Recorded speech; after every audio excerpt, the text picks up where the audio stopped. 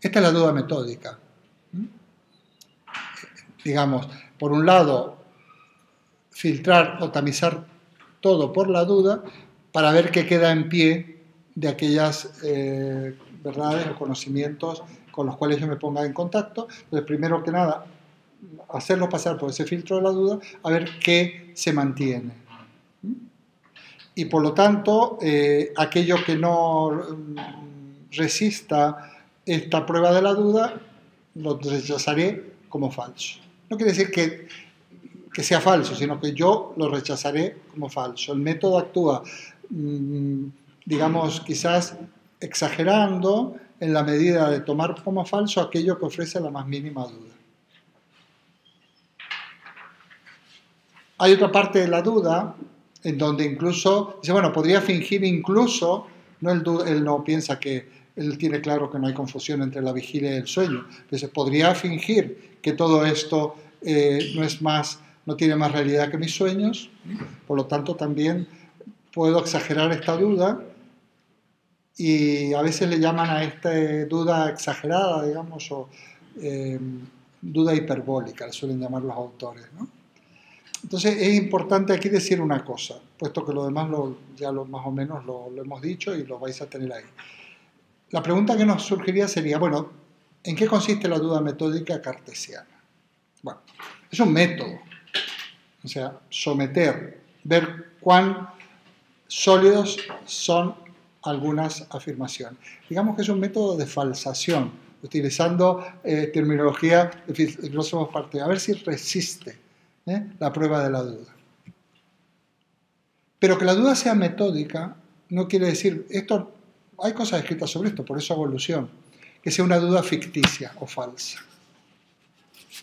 Digamos que hay una parte de la duda metódica que es una duda real, porque Descartes, cuando termina sus estudios, como él dice, le embargaban tantas dudas o errores que estaba persuadido de que, pretendiendo instruirse, sabía todavía menos que antes de iniciar este proceso.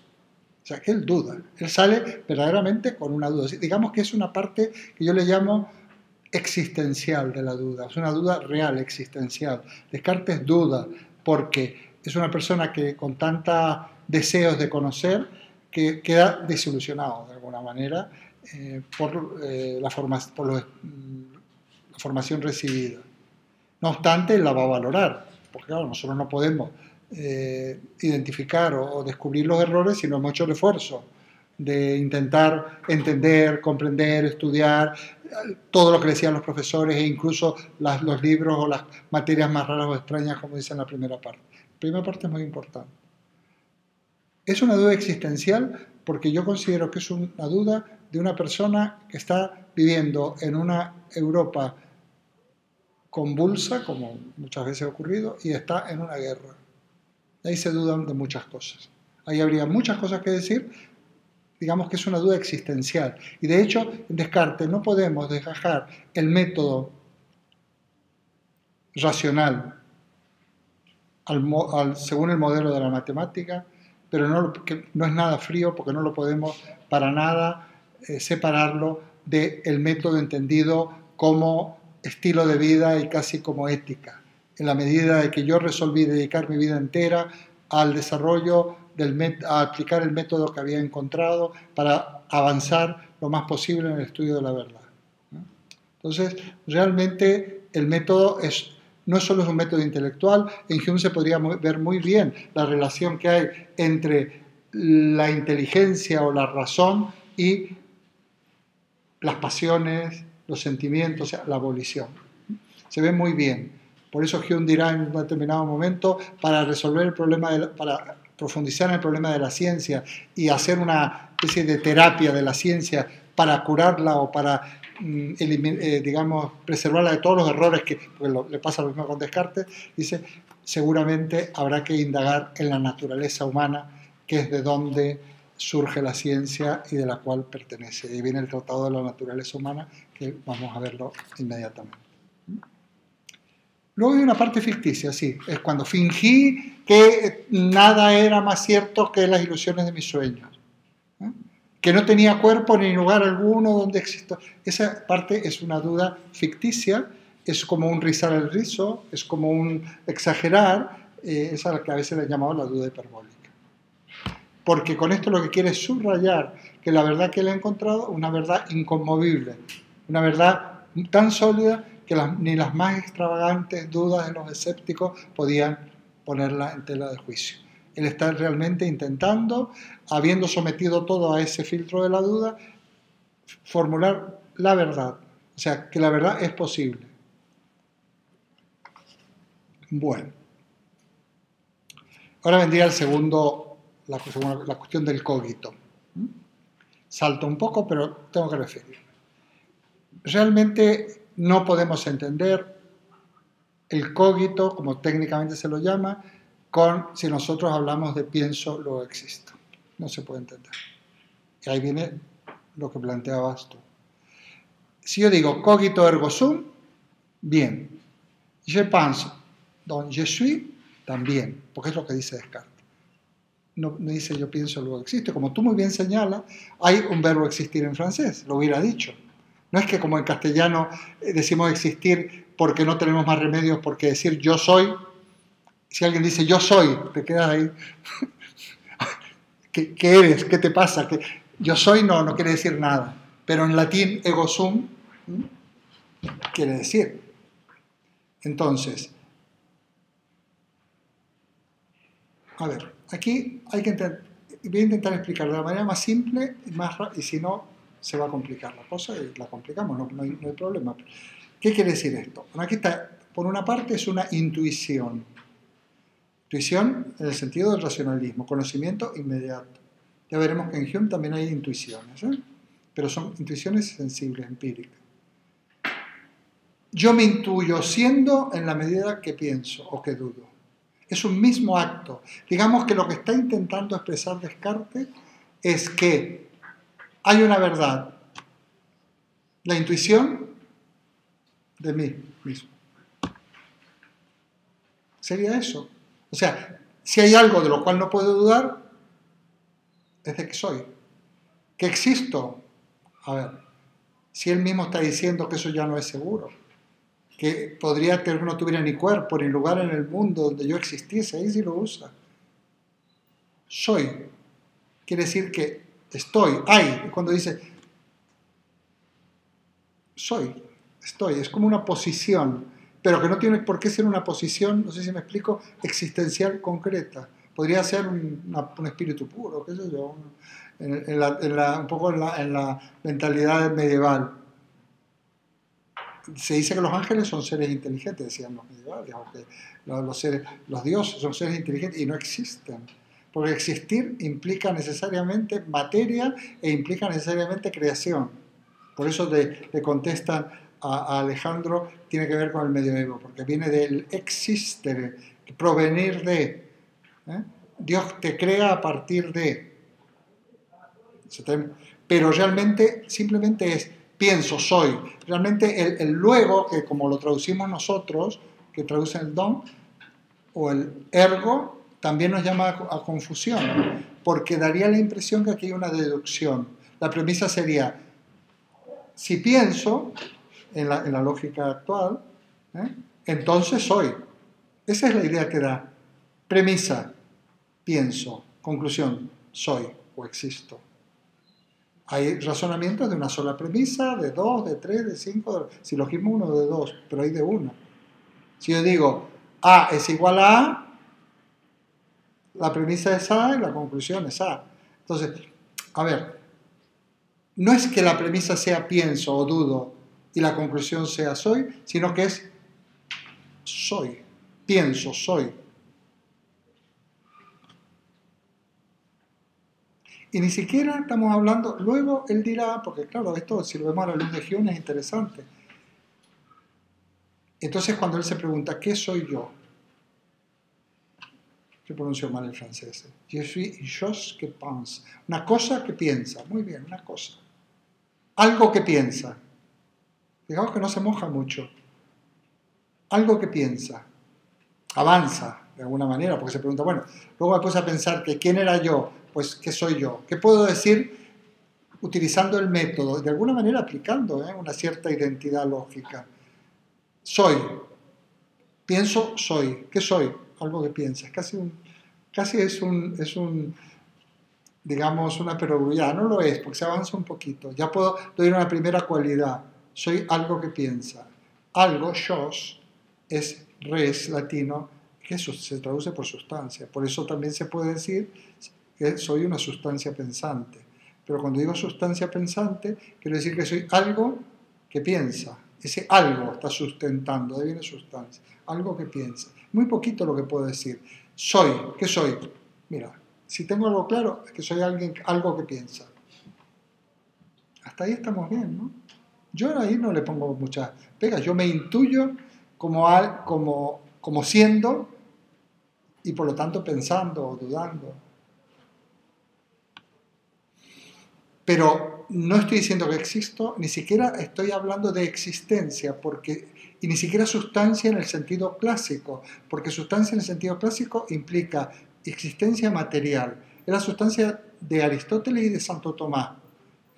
Ya sabéis que la sustancia está formada siempre de materia y forma, por las famosas 4 causas.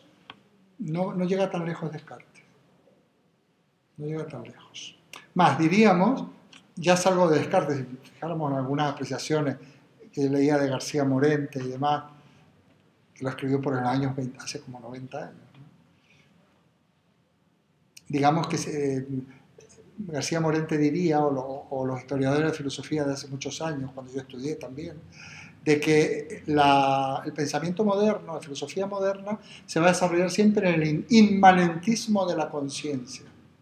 O sea que todo lo que desarrolla la filosofía moderna no hace alusión para nada a lo que está fuera de la conciencia. En el fondo, para que entendáis lo que yo estoy diciendo, lo que ahora estamos haciendo no está fuera de la conciencia vuestra, ni de la mía. Yo formo parte de vuestra conciencia. Ahí tendríamos que tener a Leibniz, el concepto de mónada y demás. Es que siempre que conocemos algo que ya está en nosotros. Y si nos dedicamos a describir eso, estamos desarrollando la teoría del conocimiento moderno. Tendrá luego Husserl, todo esto es muy interesante, pero no se puede salir de ahí. Nosotros nunca, y Kant es genial para esto, no conocemos lo extramental, por poner uno, ¿qué es eso de esto?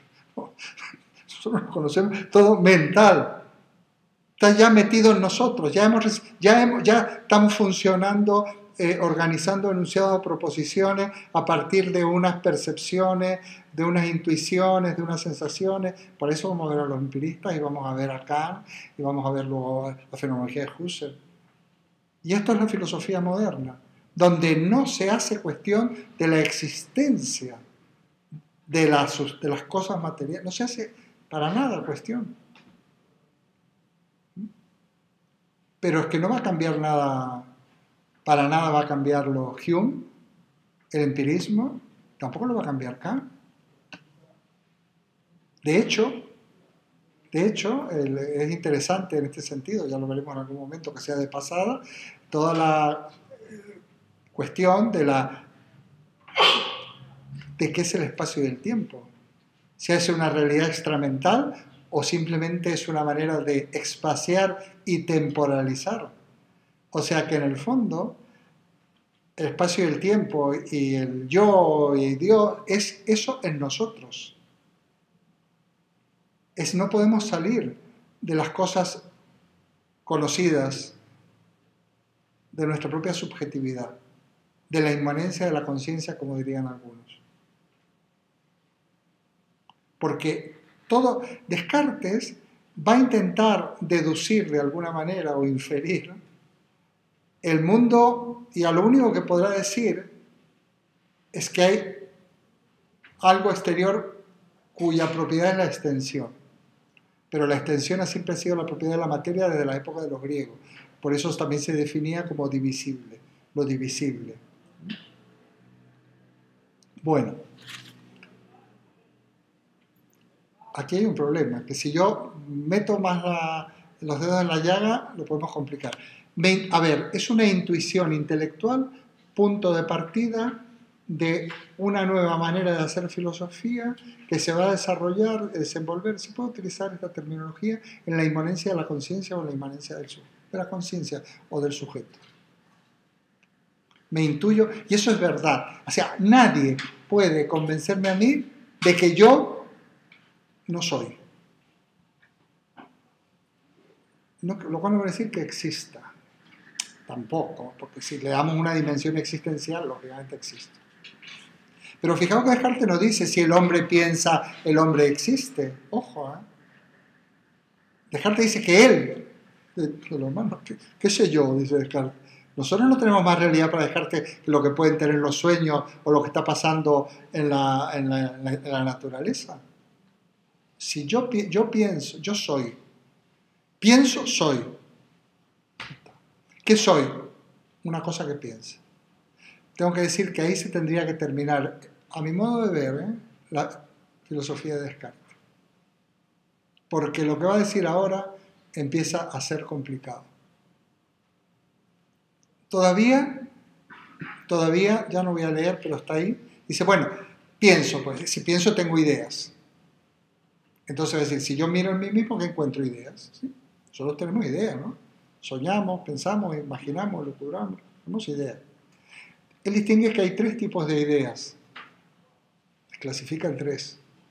Hay unas que son, les llama, que me provienen supuestamente del mundo exterior. Frío, calor, qué sé yo, una música que oigo, un bocado que me llevo a la boca que me gusta, qué sé yo. O sea que hay ideas que se supone, porque él es muy cauto, porque no tiene seguridad, además prefiere no afirmar ni negar nada aquí, que me vienen del mundo exterior.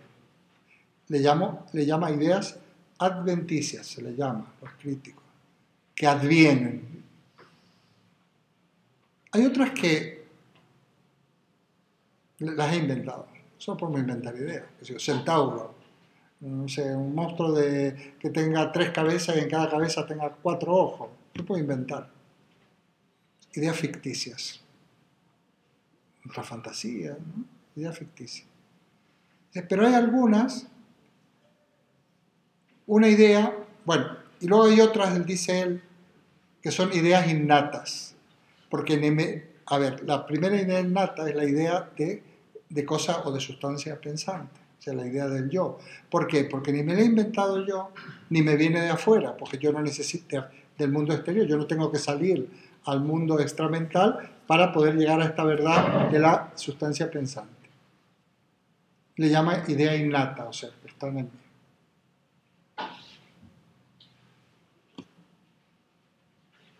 De paso digo, porque no voy a llegar a deducirlas, que para él hay 3 ideas innatas, que son la idea de sustancia pensante, sustancia extensa, que sería todo el mundo material, y sustancia infinita, que es Dios. De paso, que es vuestra tarea, veréis como para Spinoza dice, no, hay solo una sustancia, que es la sustancia infinita, que es Dios, en un panteísmo, porque ya hay un panteísmo de la sustancia extensa en Descartes.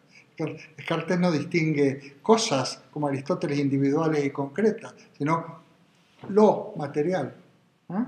Y Spinoza, que va más a fondo, dirá, no, ¿para qué? No necesitamos hacer. Hay la sustancia infinita que es Dios con 2 atributos, como con 2 especies de ámbitos de desarrollo, el pensamiento y la extensión. Entonces, la sustancia infinita, que es Dios, se desarrolla y se despliega en el pensamiento. Dios es inteligencia, pero también el ser humano, y en la extensión, el mundo, la naturaleza que le ha creado. Eso va a dar mucho juego, porque Hegel es esto. Entonces, hay un germen panteísta, si habláramos de Dios, en el pensamiento moderno racionalista. La metafísica, porque Descartes va a restaurar la metafísica, pero curiosamente va a tener ya unas connotaciones, sobre todo en sus seguidores, de un cierto panteísmo moderno. ¿Nos entendemos aquí? Y hago una digresión. A ver, si nosotros aceptamos a Dios, un tema que los filósofos siempre estamos, me sale siempre el tema de Dios, pero que yo creo que eso es muy interesante. Si en nuestra filosofía personal aceptamos a Dios, cosa difícil, complicada, porque es muy complicado lo de Dios y desde el punto de vista racional. Lo que es más complicado es aceptar un Dios trascendente. ¿Por qué no todo divino? O sea, que sería más natural a la razón el panteísmo que pero un Dios digamos, ex máquina, como dirían Leibniz, fuera del mecanismo, es mucho más coherente que todo es divino, el prójimo, la naturaleza, que hay que respetar a la gente, o sea, es mucho más. Además, incluso hasta más bonito, pues, una vez que te metes en el asunto de Dios, es mucho más romántico, todo es divino, Dios está en todas partes, está en tu hermano, en tu semejante, está en los animales, está en las plantas, está en todo, en el silencio, en los ruidos de la naturaleza. Wow. Pero eso es Spinoza, ¿eh? También Hegel de alguna manera. Lo que pasa es que la modalidad hegeliana es un poco peor. Muy bien. Entre todas las ideas, veo que tengo la idea de ser perfecto. Aquí esto es muy importante. Y con eso voy a pegar el salto luego a lo empirismo. Idea de ser perfecto.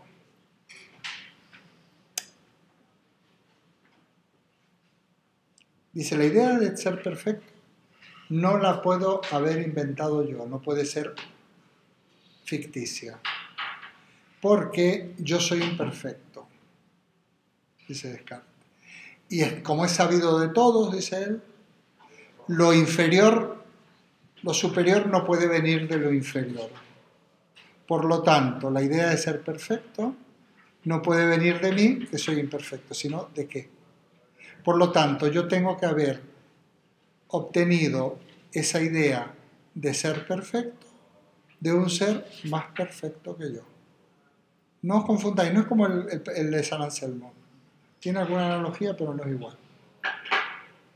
Por lo tanto, la idea de ser perfecto, dice Descartes, no es una idea ficticia, ni tampoco adventicia, no me viene de los sentidos, sino que me viene a mí, ha sido puesta en mí por un ser más perfecto que yo. Eso no es el argumento ontológico, ¿eh? Eso es como una argumentación, de alguna manera, al modo de las argumentaciones causales y a posteriori, pero que él no le da mucha importancia y realmente es el preámbulo del argumento ontológico.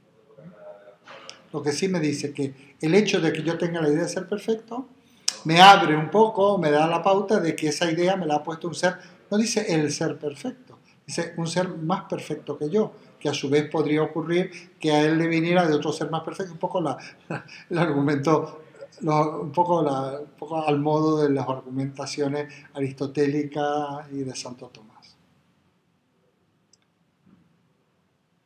¿De acuerdo? Y entonces dice, pero, dice, luego consideré, dice Descartes, la idea de Dios. Eso está en él. Dice, y me di cuenta que así como para que yo pueda pensar en un triángulo, tengo que pensar que tiene tres lados, que la suma de sus ángulos equivale a dos rectos, etc. O sea, que para pensar en un triángulo hay que pensar en un triángulo. O sea, en una figura que tenga las propiedades del triángulo. Por el mínimo respeto del principio de identidad, ¿no?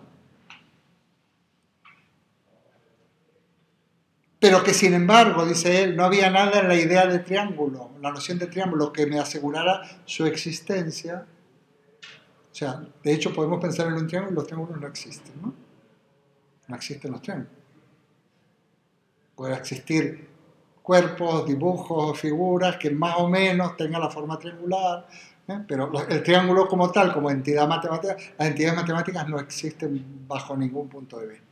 No solo los números, sino ninguna entidad matemática, ni el punto, ni la recta. O sea, además es curioso que las rectas son hechas de puntos, los puntos no tienen superficie. Bueno, ¿por qué? Porque no podemos basarlo en términos materiales, ¿verdad? Sin embargo, dice él, en la idea que tengo de ser perfecto, vi que un ser perfecto, por definición, sería, esto lo agrego yo, tiene todas las perfecciones. porque si no, ¿qué clase de ser perfecto sería? Un ser perfecto que no tenga todas las perfecciones no sería un ser perfecto, sería una contradicción. La existencia es una perfección, dice Descartes. Más, porque es más perfecto, dice él, existir que no existir. Dice, más, es la base de todas las perfecciones. Por lo tanto, podemos afirmar con la misma seguridad, con la misma exactitud como mínimo de que un triángulo tiene tres lados, que Dios, que es el ser perfecto, es o existe. Y ahí sí dice existe. Eso existe. Porque decir que el ser perfecto tiene la perfección de la existencia es decir que el ser perfecto existe. Por lo tanto, no se puede negar la existencia de Dios porque sería caer en una contradicción. Utilizando nuestros términos, podríamos decir que Dios existe por definición. Pues fue una pregunta que le voy a poner a Alejandro, que por cierto es loable que responda a Sí, ya sé que tú eres un santo. Sí, me parece muy bien. Eso, bueno, está para eso, me parece estupendo. Está perfecto. Es ¿por qué es más perfecto la existencia porque si la existencia va asociada a la materia, eso significa que lo material es más perfecto. Pero tú, ¿por qué se la puedes poner a Alejandro? ¿Para meterlo en un aprieto? ¿Por qué no me la pones a mí y te quedas tan tranquilo? Para escuchar su vale, eso sí me parece bien, es divertido. Bueno. No, yo no quiero poner ninguna. No, es muy gracioso. No, es que yo me voy a cotillar luego porque como lo conozco a él y él hace unas preguntas muy precisas, todo no me lo leo, pero me voy luego a mirar y me divierto un poco. Vale, vamos a ver. Hasta ahora yo he dicho unas cosas que ya también podría haberte llamado la atención. Como es sabido de todos que lo superior no viene de lo inferior, ¿pero eso qué? O sea, de repente cae en unos principios que está poniendo que yo no sé si es que es una concesión a algo o es simplemente que entra dentro del horizonte de comprensión de la época y no se da cuenta que es un prejuicio, una prevención, como diría él, grande como una casa. O sea, ¿y por qué no? ¿Y por qué no? ¿Y qué significa que un ser perfecto? Bueno, ahí habría mucho que decir. Muy bien. Tengo que decirte, a lo mejor Alejandro te va a responder, a Descartes no le pudieron esto tirárselo por tierra porque él se carteaba, como he comentado, con las personalidades de la época y nadie pudo desbaratar este argumento, porque cuando Descartes decía, claro, como es sabido de todos que lo superior no viene de lo inferior y todos pensaban igual que él, pues tiene razón. Ahora podemos decir, ¿y por qué no? Ahora sí podemos, pero es que han pasado muchas cosas. Bueno, por lo tanto, podríamos llegar a la conclusión y puedes hacer un agregado a tu comentario de que como todos nosotros tenéis la idea de Dios, ¿no? También, ¿o no? Tenéis la idea de Dios. Basta, Dios existe. Si tienes la idea, Dios existe. Porque si no, tendrías una idea de algo que no es eso que de la que tienes. Es como tener una idea de triángulo que no sea un triángulo. Tienes la idea de ser perfecto, o sea que eso es Dios, por lo tanto existe. El mero hecho que tengas la idea es la primera cuestión, no por el hecho de que yo piense en Dios, Dios existe. Dice, del mismo modo, dice de una manera irónica, que no es lo mismo tener 100 táleros en mi cabeza que 100 táleros efectivos en mi bolsillo. Lo mismo tener 100 euros en la cabeza que 100 euros en el bolsillo. Es una ironía. Pero luego dice, por supuesto que cuando yo digo en el enunciado, todavía esta lógica todavía no se ha llegado a este tipo de formalización de los enunciados, pero ya vemos que está pensando con esta mentalidad. Dice, el enunciado Dios no existe no es una contradicción, dice Kant, es una negación, eso sí nos lo dice. Dice, porque cuando yo digo Dios no existe, estoy negando el sujeto con todos sus predicados posibles, dice Kant. Es una negación tajante. Kant diría, es una contradicción porque lo que yo afirmo en el sujeto lo niego en el predicado. Porque digo, Dios no existe, es lo mismo que decir Dios que existe, no existe. Entonces, estoy afirmando en el sujeto y lo niego en el predicado. Kant dice, en los enunciados negativos, si yo digo Dios no existe, al negar es una negación del sujeto y de todos sus predicados posibles, porque divides de cualquier otro tipo de predicación, dentro de lo que eran los enunciados, según como decía Aristóteles, en el fondo que es unir al afirmar y dividir al negar. Por lo tanto, se puede sostener la no existencia de Dios, dice Kant. Y ahí lo hiere mortalmente el argumento ontológico cartesiano, unos 150 años o 160 años después. Por supuesto que se puede negar la existencia de Dios. Yo la niego, ya está. Es muy interesante la solución que luego va a dar Kant a todo esto, que la veremos dentro de muy poco. Aparte de eso, luego podríamos, ya en una discusión que tuviéramos sobre este tema, pues lógicamente si le echáramos a Descartes a todo el mundo con la antropología, con la psicología, con las ideas de Freud, con las de Feuerbach, el lenguaje, el sentido, la connotación, pero es que en esa época no estaban estas cuestiones. Por supuesto que tú te puedes negar a que tienes, incluso en la época, aceptando, dialogando con Descartes sin acudir a esto, sino que yo no tengo la idea de Dios. ¿Cómo que no tengo? Eso yo lo que tengo. Yo tengo una idea que te niegas hasta que tienes, se podría hasta decir que yo niego tener la idea de Dios. Que niego además que los conceptos se definan por las notas, niego la teoría del conocimiento clásica, puedo negar muchas cosas. Aquí hay una base de escolástica tremenda, porque Descartes sigue pensando como los escolásticos en el fondo, sin hacer caso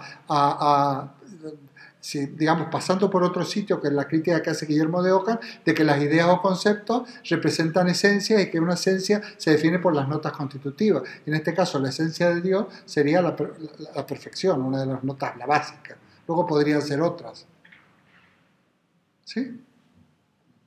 Muy bien. El argumento ontológico cartesiano, la existencia de Dios se apoya y se fundamenta en el hecho, en la situación en que la negación de la existencia de Dios es una contradicción y por lo tanto el mero hecho de tener la idea de Dios, o sea, la idea de ser perfecto, nos permite afirmar sin género de dudas que Dios existe. Que Dios es o existe, incluso dice. Ahí sí que no deja duda. Parece ser que Descartes, hay una incoherencia en el propio método cartesiano, no nos da tiempo. Hay quienes justificarían esto, donde Descartes tiene que de alguna manera incluir en su sistema a Dios, no porque no fuera creyente, porque puede ser creyente y no incluir a Dios en tu sistema filosófico. Por ejemplo, es típico del protestantismo, por cuestiones religiosas y de persecuciones y de situaciones. Bueno, pues ahí nos quedamos.